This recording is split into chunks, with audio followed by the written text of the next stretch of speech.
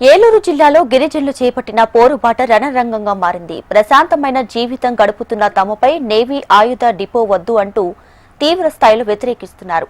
ఇప్పటికే పలుమార్లు సభల్లో ఆయుధ డిపో వద్దంటూ తీర్మానం చేశామని, అయినా ప్రభుత్వం మొండిగా ముందుకెళ్లడంతో గిరిజనులు ఆందోళనకు పిలుపునిచ్చారు. ఆయుధ డిపోని వెనక్కి తీసుకోకుంటే పోరాటాన్ని మరింత ఉధృతం చేస్తామని హెచ్చరించారు.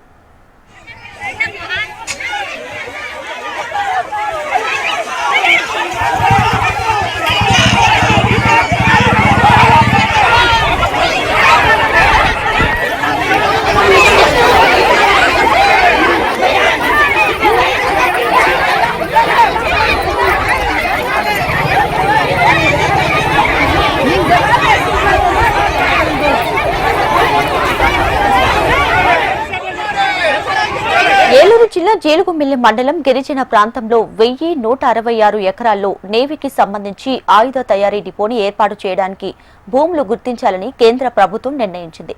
దీంతో మండలంలోని వంకవారిగూడెం, రామనక్కపేట, దాట్లగూడెం, కొత్త చీమలవారిగూడెం, మడకంవారిగూడెం గ్రామాల పరిధిలో ఈ పరిశ్రమ ఏర్పాటుకి అనుకూలంగా ఉంటుందని గతంలో అధికార యంత్రాంగం నిర్ధారించింది.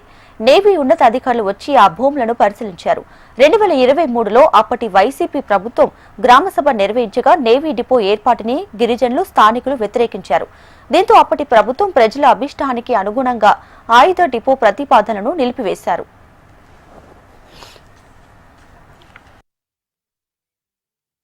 నా పేరు సముద్రాల సుందర్రావు. అఖిల భారత రైతు కూలీల సంఘం జంగారెడ్డిగూడెం డివిజన్ కార్యదర్శిని.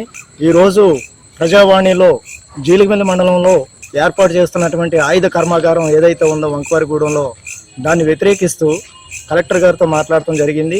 ఇటీవల కాలంలో గత ప్రభుత్వం కూడా అక్కడ పెట్టాలని నిర్ణయించుకున్నప్పుడు ఇదే గవర్నమెంట్, ఇప్పుడున్నటువంటి కూటమి గవర్నమెంట్ అక్కడ పెట్టడం కరెక్ట్ కాదని చెప్పేసి ఇదే సిర్రా బాలరాజు, అలాగే ఎంపీ పుట్టా మహేష్ వ్యతిరేకించినటువంటి రోజులు ఉన్నాయి.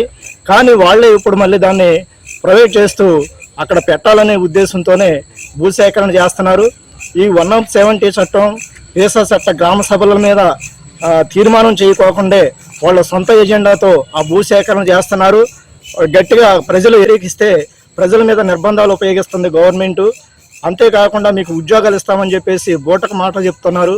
ఆ ఉద్యోగాలు ఎలా ఇస్తారు, ఏ విధంగా ఇస్తారనేది బౌండ్ పరంగా కూడా ప్రభుత్వం గ్యారంటీ ఇవ్వట్లేదు.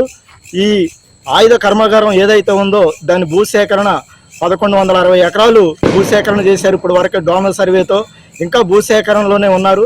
మేము ఒకటి అడుగుతున్నాము, అక్కడ ప్రజలు, రైతులు, అలాగే కర్షకులు ఆ భూముల మీద వ్యవసాయ రంగంలో 3 పంటలు పండించి బంగారం పండించేటువంటి రైతాంగం భూములన్నీ కూడా భూసేకరణ చేసి అక్కడ ప్రజల జీవన మనోభావాలని దెబ్బతీస్తుందని చెప్పేసి, అలా దెబ్బతీసే విధంగా అక్కడ కర్మాగారం పెట్టొద్దు, దాన్ని రిజెక్ట్ చేసే వరకు కూడా అఖిల భారత రైతు కూలీల సంఘంగా మేము పోరాడతామని చెప్పేసి చెప్తూ సెలవు తీసుకుంటున్నాం.